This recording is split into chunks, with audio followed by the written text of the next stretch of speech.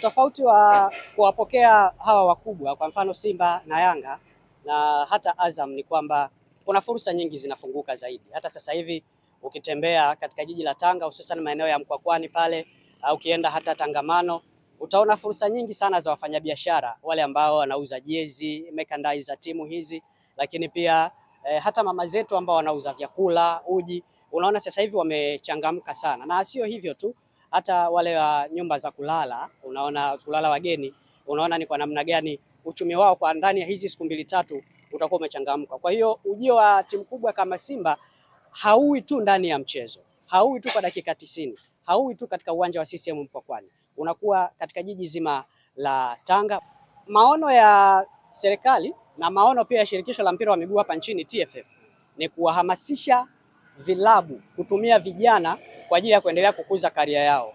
Ukitazama mwaka 2022 wakati wanaanzisha mchakato wa kituo Mnyanjani pamoja na Kigamboni Dar es Salaam pale, ni kuhakikisha wanafanya recruitment ya vijana wote ambao inawezekana hawakuwa wamepata nafasi lakini wana uwezo, wakawapeleka Mnyanjani pamoja na Kigamboni, na sasa matunda unayaona kwenye timu ya taifa ya vijana wamequalify kucheza kombe la dunia. Lakini ukitazama hata katika vilabu pamoja na kwamba ni kanuni lazima uwe na vijana wa under 20 ambao wanakaa kwenye bench, lakini bado vilabu vyetu vinaendelea kutumia hawa vijana. Tuko naye msemaji wa bodi ya ligi kwa mkoa wa Tanga, ndugu Alan Segeyo, kuzungumzia machache kuhusiana na ujio wa Simba Sports Club katika mkoa huu.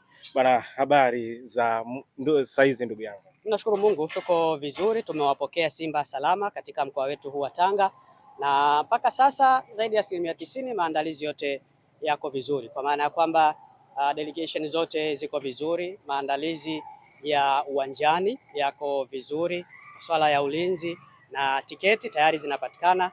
Nadhani tu ni wakati wa mashabiki wa Simba, mashabiki wa Coast na wapenzi wa mpira wote kuhakikisha kwamba wanakata tiketi mapema ili kuepuka usumbufu kesho wa kuingia uwanjani. Ni wakati wa sasa hivi, muda huu tuliokuwa nao mpaka kesho majira ya kuanzia saa 10 wao wameshakata tiketi. Kama una kadi ile ya N-card, manake utalipa kiingilio cha shilingi 10,000 kwa kawaida, lakini VIP ni shilingi 20,000. Kama hauna tiketi, manake itabidi ulipe either 12,000 au 22,000 kwa ajili ya kadi ile pamoja na tiketi, lakini mambo mengine yote yako sawa. Yes. Ujio wa Simba katika mkoa huu wa Tanga, tunafahamu vilabu vingi vimekuwa vikija hapa kama wageni wa Coastal Union, lakini Simba na wao ikiwa miongoni mwa timu ambazo zinashiriki ligi kuu ametua hapa. Utofauti wa mchezo huu na michezo mingine ya ligi kuu?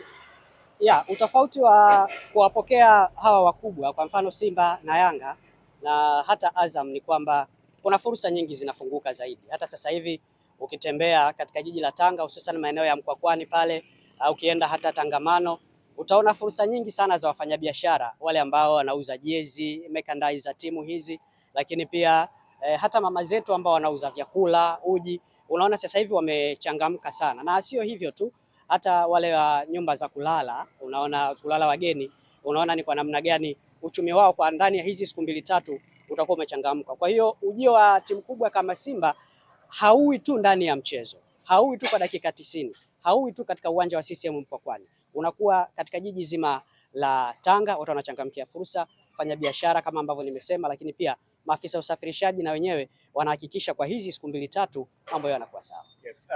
Tugusie kitu kidogo. Ligi yetu sasa hivi imekuwa na ushindani mkubwa sana.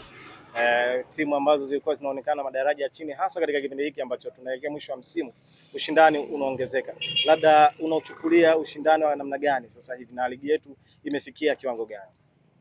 Ligi yetu imekuwa, lakini kwanza mimi nimpongeze sana rais wa shirikisho la mpira wa miguu hapa nchini, Wallace Karia, kwa kile ambacho amekifanya. Amefanya jitihada kubwa sana tangu aingie madarakani kuhakikisha sio tu kuifanya ligi yetu iwe kubwa, lakini kuonesha ubora wa ligi yetu.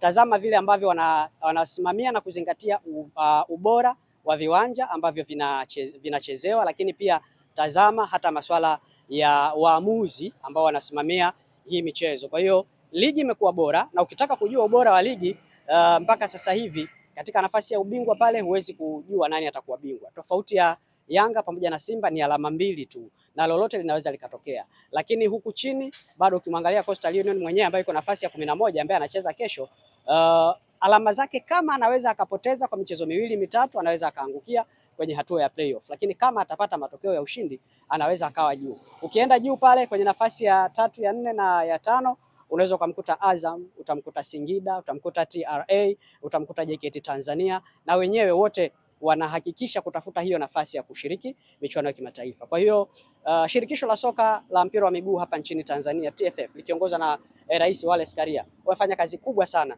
kuhakikisha ligi inakuwa bora, wasimamizi wanakuwa bora, lakini pia hata mashabiki na wenyewe wanahamasika kwenda viwanjani kushuhudia michezo hii. Yes, tumalize na hili eneo la uwanja.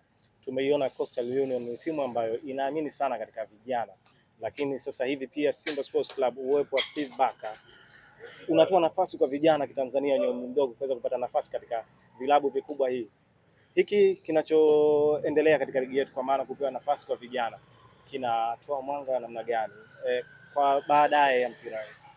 Maono ya serikali na maono pia ya shirikisho la mpira wa miguu hapa nchini TFF ni kuwahamasisha vilabu kutumia vijana kwa ajili ya kuendelea kukuza karia yao.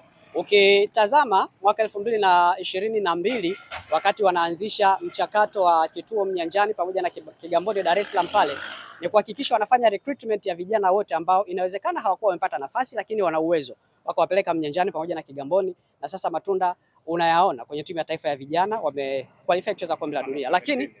Lakini ukitazama hata katika vilabu pamoja na kwamba ni kanuni lazima uwe na vijana wa under 20 ambao wanakaa kwenye bench, lakini bado vilabu vyote vinaendelea kutumia hawa vijana.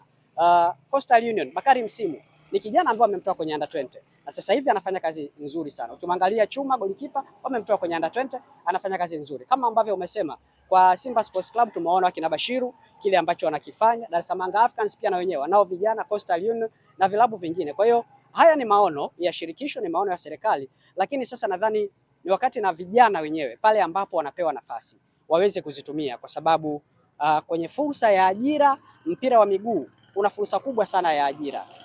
Mpira wa miguu ni sehemu ya ajira ambayo haina umri mrefu sana, kwamba utafanya kazi kwa miaka 40, 50. Mchezaji ukifikisha miaka 30, 35 tayari unaitwa babu. Kwa hiyo huu ni wakati wao vijana wa miaka 16, 17 kuchangamkia hizo fursa. Wanapopewa nafasi waweze kuzitumia, waweze kuzimpress timu zao, na sio tu hapa. Zipo nafasi nyingi za kutoka hata nje ya Tanzania. Tumeona kina Kelvin John wako nje wanafanya vizuri, lakini pia wanaliwakilisha taifa. Neno lako kwa wadau wa mpira?